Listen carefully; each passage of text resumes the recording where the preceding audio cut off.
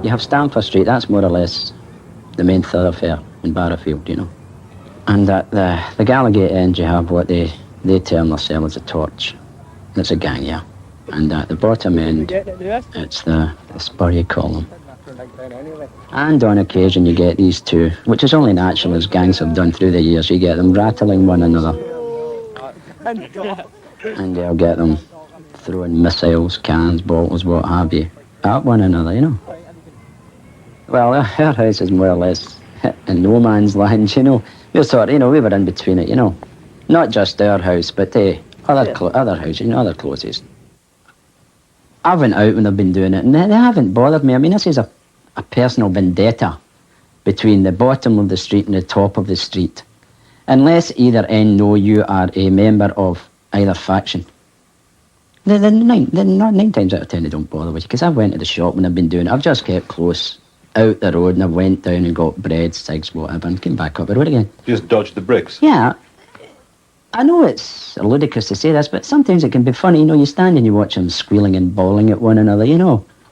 And it can be quite funny at times, as long as nothing untoward has really happened, you know. Just anywhere. I don't. Well, right, this is the tap end, right, this is the torch end, right, this is the mob that all rule and all that, right? Down here, that's all the mob, but they all run away and all that, and me go down. They come up, well, they're game when they come up when we're all waiting. But see, like, when we're all waiting, they're all scampering like wee rats going in holes. A mile to the east of Glasgow city centre, behind the stands of Celtic football ground, is Barrowfield, the hardest place to live in a hard city. It's one of the roughest housing schemes in Britain. At first, the police insisted we had their protection to film here. Later, we moved more freely into the Barrowfield Triangle and didn't disappear without trace. But among the 600 or so families here is concentrated a sullen, futile mixture of crime and unemployment, single-parent poverty, and a daily fear of vandalism and violence. A council housing points allocation system distills the problem, protects the better estates, diverts the trouble to Barrowfield. All this was modernised 6 years ago. Already much of it has been destroyed. Houses pulled to pieces by their own tenants, burnt, broken and daubed in a continuing tantrum of frustration. Now there's to be a new council initiative. The social workers and officers of Bill Nicholls' housing department are setting up office here, running the gauntlet back into Barrowfield.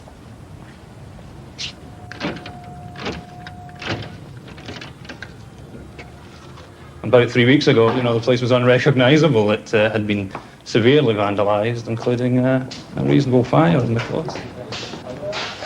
Taking the combination lock doors off, now we've got a security man keeping the front door, steel door on, but we're taking these off.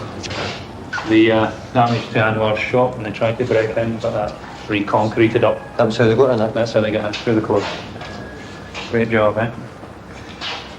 Up to the gate here. This is the security gate that protects the upper flats. Keep it locked. Right, some guys jammed their way through here when they were breaking into Anwar's shop. You through there? Yeah, it's a wee guy, isn't it? Yeah. Not alarmed? Like the lock's alarmed, but the bars aren't. So they trip, you know, they push the bars up and then they trip the alarm. Ingenious.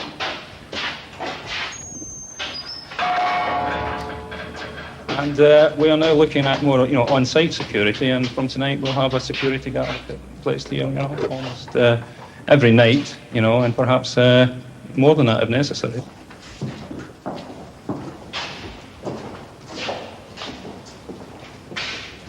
Well, this is the new housing department office located here. This I think we'll probably use as one of the main office spaces or maybe a reception area. Yeah. You know, once it's completed, carpeted. Still a bit of work to do here, you know. What's going to happen with the windows? Right, we've got the mesh light windows still on and security door for the veranda. Those will come off the day we're ready to move in. A local shop downstairs has been repeatedly attacked, and most recent occasion has been when they managed to chisel their way right through the party wall between the close and the shop and get in.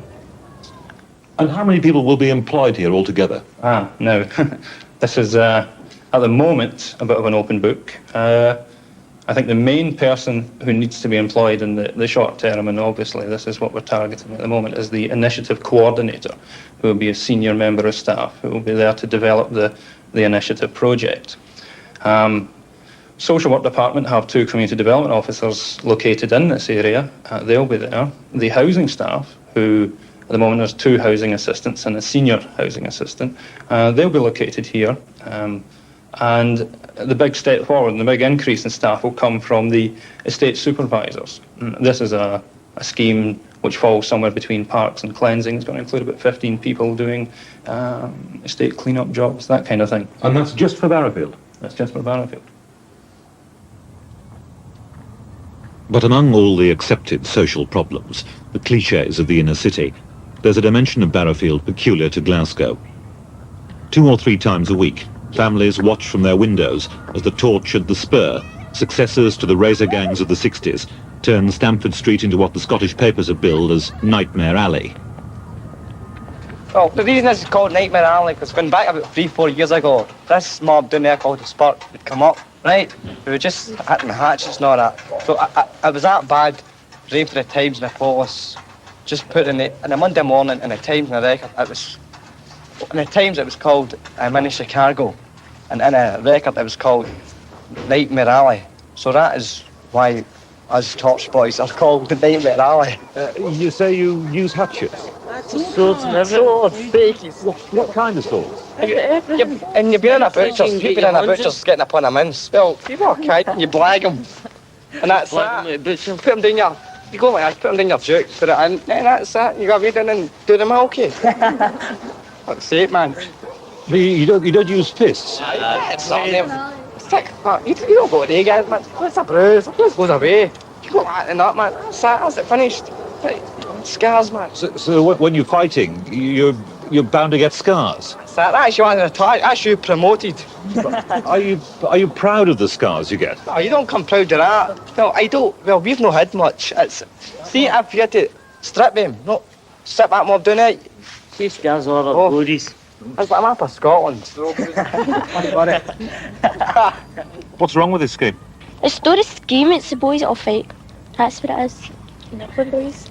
Oh, you shut up, that's just what she thinks about it. Saturday night, that's the best, isn't it? You're windy. Would you go out with a lad who fought in Stamford Street? No, I wouldn't. Why not? Because if you went anywhere they would end up by doing it, and you would end up winning, you know. You would Everybody. You would end up getting into the fight as well? Right, because if you were out with somebody and they get a doing, you would get into an all, wouldn't you? If they were done over, you would get done over too. So which part of the street are you from? Are you from Spurland or from Torchland? Spur. Is the Spur the best? No, none of the best. You need to look round for. None of the best. But most of the Torch and the Spur will end up in the hands of the law, probably on the road to prison. The front line of the intensive policing of Barrowfield is Kenny Ross, one-time shot-put champion. He's now the scheme's community bobby. 75% of the folk in the scheme are law-abiding, good-living, salt-of-the-earth folk. That would be my estimation. It's just a small minority that's giving us all the trouble. But if we get rid of them, it'd be a pleasure to walk about here. It's a Morris Marina yellow colour, not listed as stolen. Keepers are Marion McMahon. I have asked them from the top end of the street, I've asked them from the bottom end of the street, and I'm still waiting for a suitable explanation why they fight with each other. They don't like to see each other get into jail, but they can't give me a good reason why they want to fight with each other. They go to the same schools, and then at night they come out and start chasing each other. They'll puff out their puny chests. I think they're a big man. Where are you going to be here for? You live here, but you don't. You get on with your own house. Beat it. Damn. Good.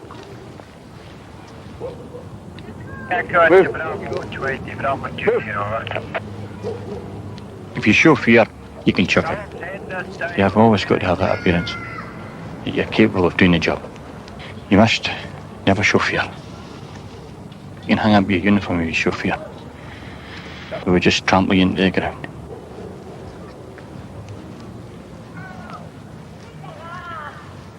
Shut your mouth. I never lose respect for parents of kids who go astray. Morning. Lovely day. How you doing? What's your name? Charles. Charles. They're easily led. You'll get somebody who's a leader and they just follow on. Sergeant Broughton still got your vehicle? Miss Molly had a dolly who was six. So she phoned for the doctor to come quick. The doctor came with his bag and his hat, and he knocked on the door with a rat-tat-tat. He looked at the dolly and he shook his head, and he said, Miss He wrote on a paper for a pill. I'll be back in the morning with my pill. Where you are? There's an inevitable loss of innocence in Barrowfield. Just check yourself eating dinner, funny. Kids ground into the mould as soon as they can walk.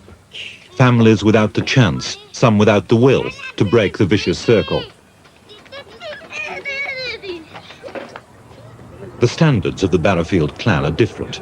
You can't apply the criteria of affluent West End Glasgow that lies just across the high street. Because with all the social welfare in the world, these are the people of the shanty town outside the gates. They've been put in their place, and now they run it to their own rules. The kids, they don't have a trust in you like the elderly folk have. They've got trust and respect. It stems from if they won't go to school, if they won't even hurry up behind their mothers, it's always hurry up or I'll get the policeman to you. So they're brought up to be frightened of the police, which I think is wrong. So if they don't eat a supper or go to bed, I'll get Kenny Ross to you.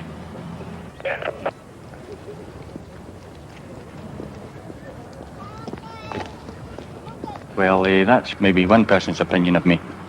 There would be hundreds who would like to write something good about me in the world, but they just don't do it. But it's not exactly Dixon and Dock Green community policing, is it? No, it's certainly not that. There must be a temptation not to contact the police, to try and sort it out yourself on an estate like this. We get calls. Well, we used to get a lot of calls for, if a person's injured, but they would never tell you who'd done the injury. You just find somebody injured lying in the clothes. The injured and nobody's seen anything happen. Does that happen with the vandalism and the robbery here as well?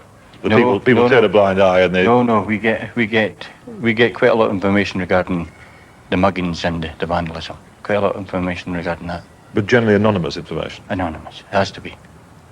Is that because if people were found to be telling the police? Their life would be a hell. It's normal in Barrowfield. As ordinary as the show of wedding presents beginning down Stamford Street. A Glasgow hen party for Colleen Dunbar. Hiya. Hiya. To see you.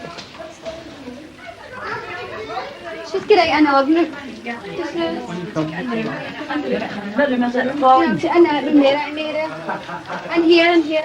It's as normal as Colleen and her fiancé Michael both being out of work.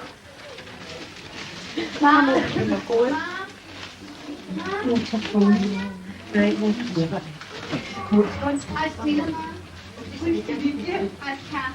mean, it's only how many days now? It's 3-4 days till you get married. Are you nervous about getting married?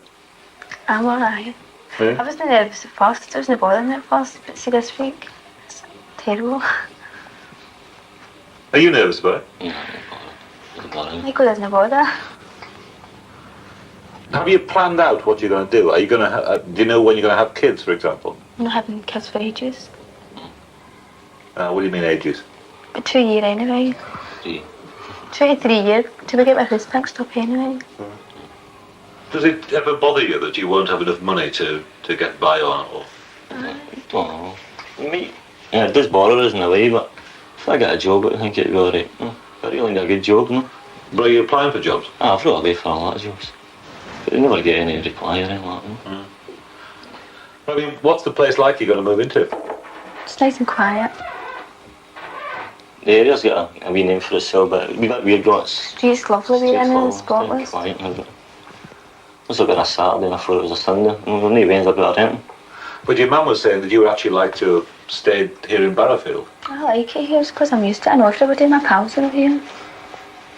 No, I mean, when you're coming back and forward and, you know, going home at night. Come down at night time, like, and He's like, we can hear a good drink now at the weekend, and they've all been fighting. He's just walked by, and nobody says a word to him.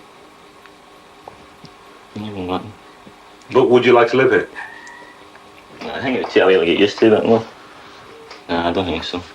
Nah. What do you think of the lads who are in the gangs, you know, who I go know for a each lot of other? the boys, and some of the boys are dead nice. I've known them for years. I've been about with a lot of them when I was still at school and all that. And some of the boys are dead nice. So why did they do that? I don't know, I think maybe just bored them and all, and nothing else to do. They're just bored. Aye. See, they're starting at that corner, nothing else for them here. Nothing else to do. The street corner, killing time. Ordinary things in Barrowfield. I've got to say, Andy, it looks a bit like something out of the Wild West. Like Andy Cochran, having a hobby. You're obviously pretty keen on security. Oh, you've got to be sometimes. Well, it doesn't matter what it is. It doesn't matter whether you own a shop or anything else. You still need to be secure-minded.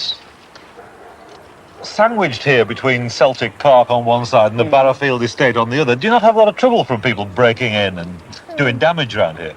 It's not an unusual occurrence, right enough.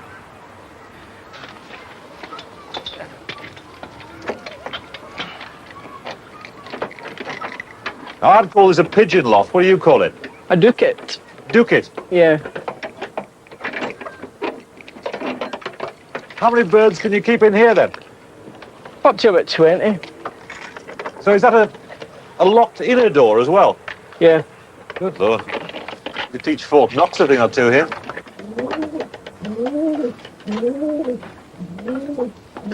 Can I come up? Yes.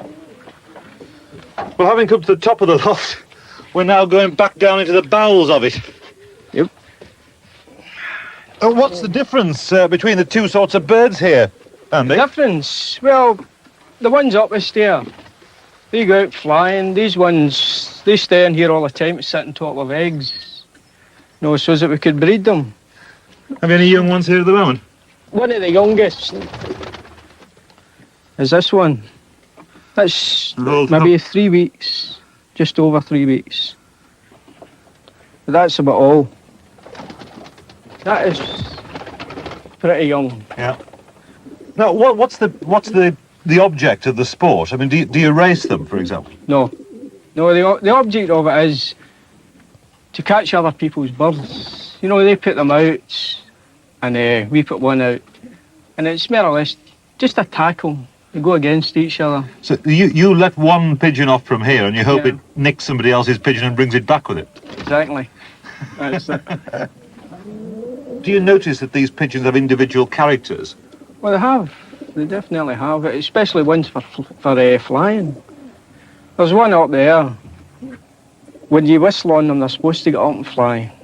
Well, they're supposed to, as I said. But this one, you've got to talk to it to get it up to fly. You know, it's just a wee quirk they've got, you know.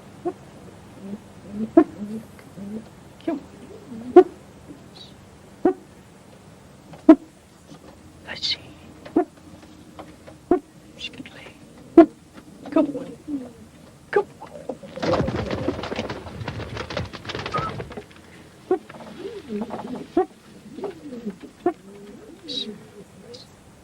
It's just running about here.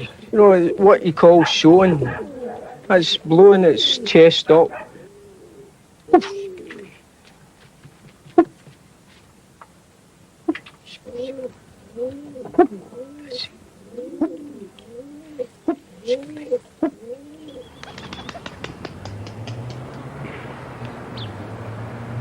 The pulse of tradition beats strongly here in the East End, father to son. The boys on the Barrowfield corners today run the same streets that Jamie Barnes fought over 30 years ago with his fledgling gang. Young Shanghai. Wasn't really, it became a gang, but basically we started off just as a group of guys that banded together. Because in the days in Brigton, when you were a lone fish walking about, you're easy meat. You're always bait, you know. So we just formed a lot of good guys in the gang, but basically we became a gang, you know. You mean you feel you were pressured into it? Yeah, they went about with a mob, but you didn't get about at all. Aye. With territorial rights, you know, there's places I couldn't go, and places other mobs couldn't come into us, you know. You were limited. I was tied for about 5 years from Parkhead to Brigton Cross. I couldn't get outside that. You know, which kind of stumps your growth a bit. A typical night was hanging about the corner, making a nuisance of ourselves. You know, shouting and bawling and having a carry on. But you can do that when you're a kid. But as you get older, it's no carry on, it's a breach of the peace then.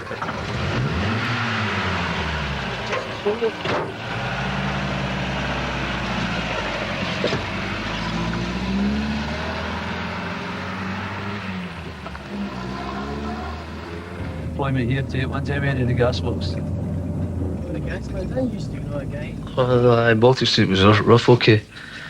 I just kept into my MV scene up until I was about, say, 14-year-old, 13 when I went to my secondary school. And that was the first mob I ever hung about in the school. It was really rough, the school kind of thing, you know. Getting up and down to school was a gauntlet, because you had to pass different schools going up, you know. And they always wanted to attack you. So we formed, it was just the guys in the class that we go in with.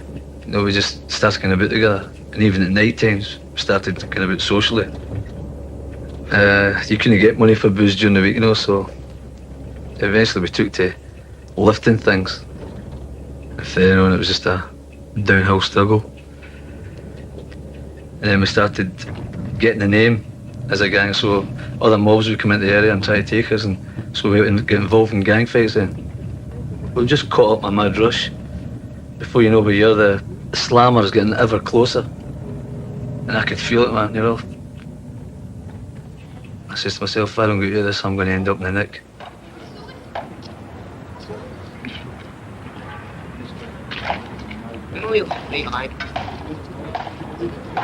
Oh, me, oh. You've got young boys, right, unemployed, right? Okay, and this does sound like the social worker bit, right? But you've got young boys who are unemployed, with possibly no chance of getting a job, right? The only way they guys are going to achieve anything is by becoming infamous, right? The only way most of these young boys that I'm talking about, right, are going to really hit the headlines is through fame, right? Join a gang and go out and fight against that? Aye, I mean, as I say, like, put it this way, how many really nice, quiet boys do you know? You know what I mean? And I mean, how many times you read about a guy doing a good turn in the papers, right? Now, the thing is, right, what these guys is doing is wrong, right? Now, they're no stupid, they know what they're doing is wrong. But nobody's going to stand up. Nobody's going to say it's not a good idea to have a gang fight. But if they have a good look at the whole thing and say, I don't deserve this, my kid doesn't deserve it, right? I mean, even if you don't give a damn about yourself, you've still got wings, right? And I mean, there's no two ways about it. No kid should be reared in a place where chances are, right, that they're going to either end up in a gang or end up in prison. The rock scene, when it came, was a vehicle for people that, when the band thing sort of came, it got me out of it. And I was really glad. And through the band, I was too busy to start running about with the boys. I could see them maybe now and again, but then eventually just faded away for them. No, I didn't hear it. The band is a 5-piece lineup. We call it Cochise because I'm heavily into the North American Indian, Apache in particular. I read Cochise's life story. He was a great man, great leader. He was loyal.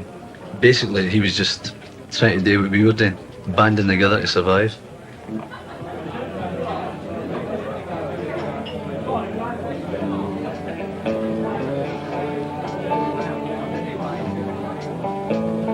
Monday morning, without warning, she up and went away. Tuesday felt bad. In fact, no better. Think I'll commit sideways. Mother she never told me that heartache follows happiness. Mother she used to scold me for crying on her new dress, for crying on her new dress. That wind up, but I tried my newfound freedom at last. I met this lady, thought she was easy to trust, then I had to pass. Mother, why don't you take me? Why don't you take me and hold me to your breast? Mother, why don't you own up? Why don't you own up? You could not care less. Well, you could not care less. You're the rest. You're the best.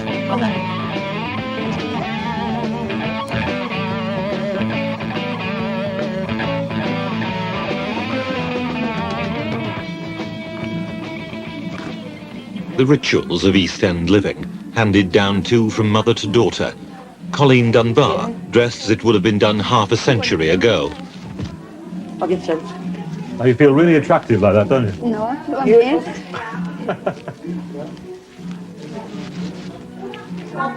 Who's made all these for you? That's it. Over here. That's you. That's a beautiful lassie. Oh, you're lovely. I'm going to greet in a minute. Right, a kiss. 50 pence. That's that. Yeah, we can't see but a pound or 50 pence. Right. Selling kisses in almost pagan rite. Money collected in a chamber pot lined with salt and baby dolls. After the wedding next week, it'll provide £40 or £50 worth of financial security for Colleen in a new home away from Barrowfield. What's the deal? Give me a wee kiss.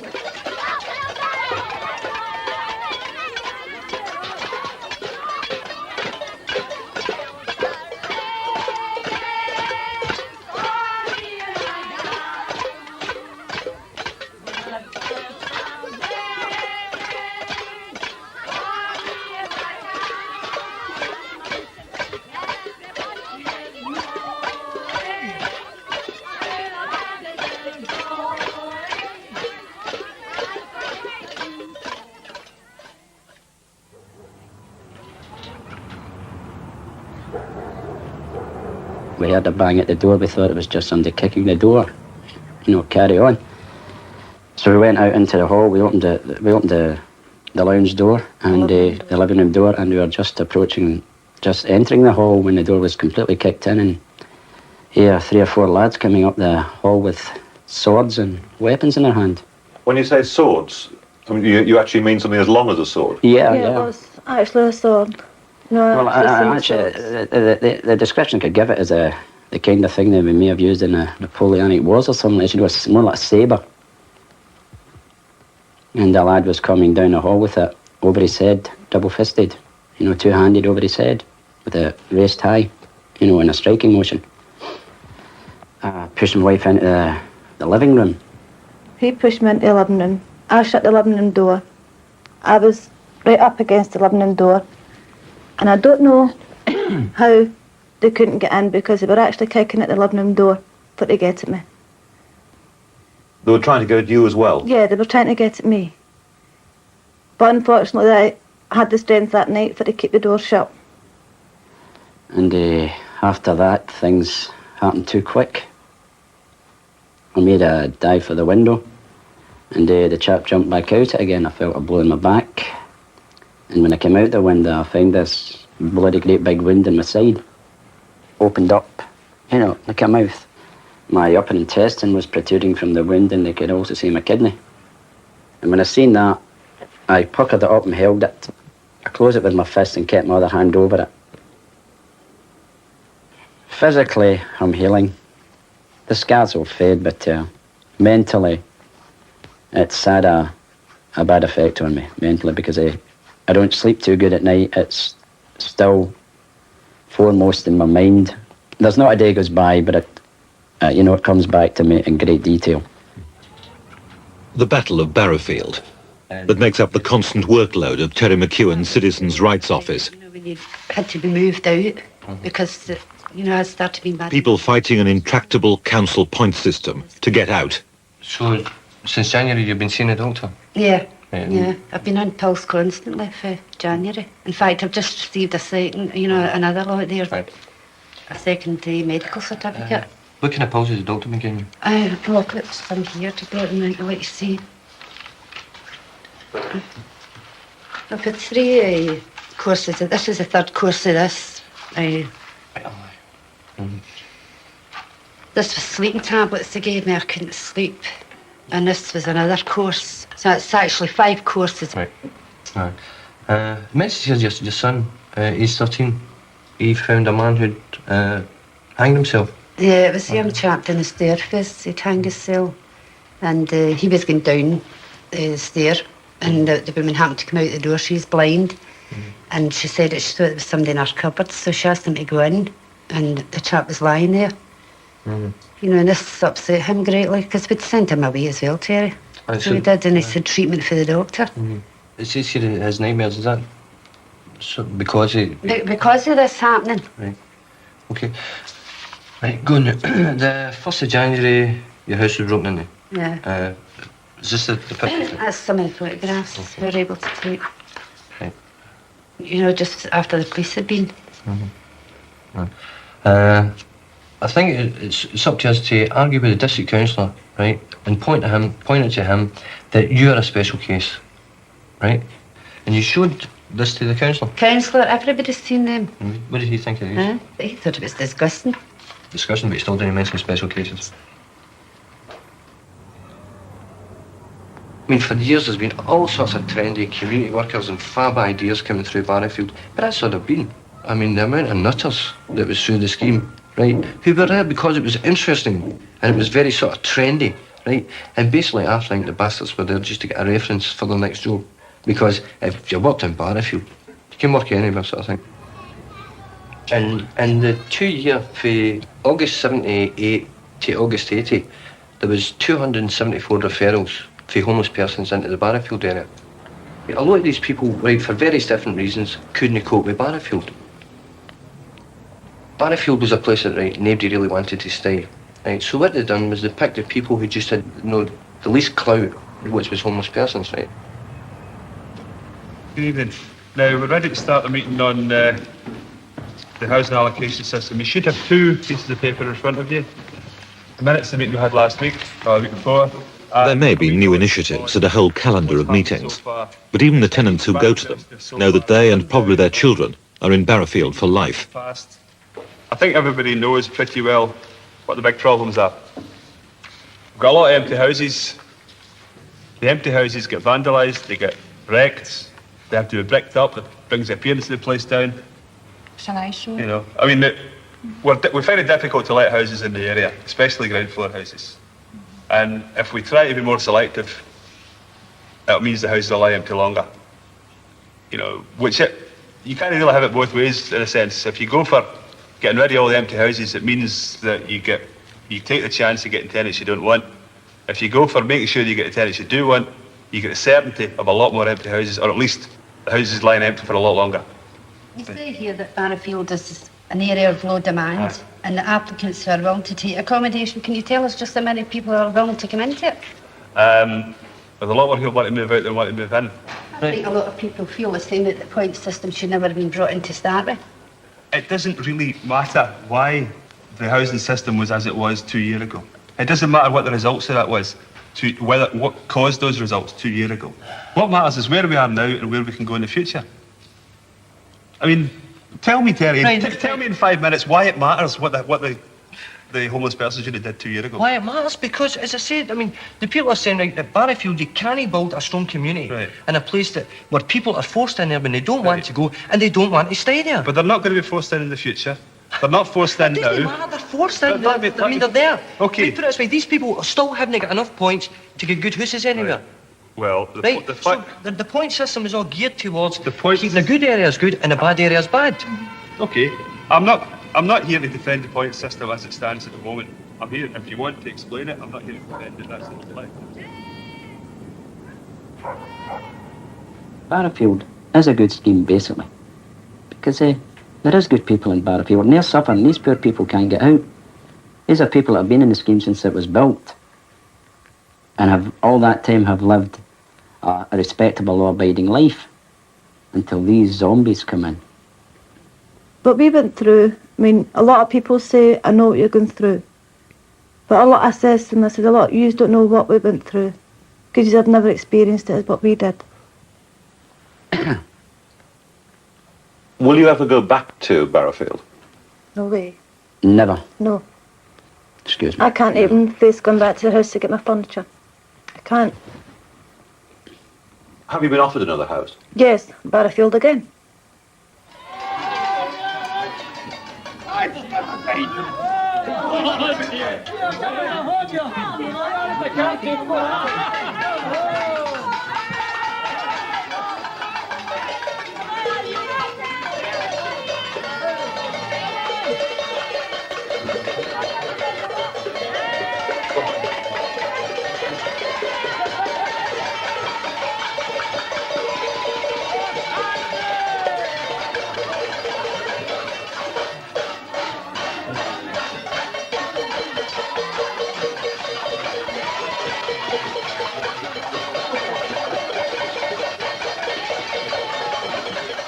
Living in fear is an awful bad thing in your mind.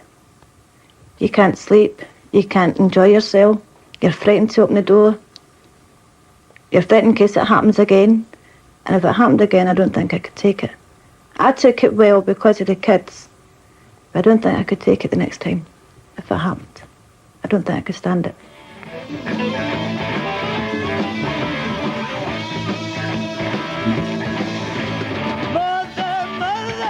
Can't you hear me? Your boy's in a pretty bad way.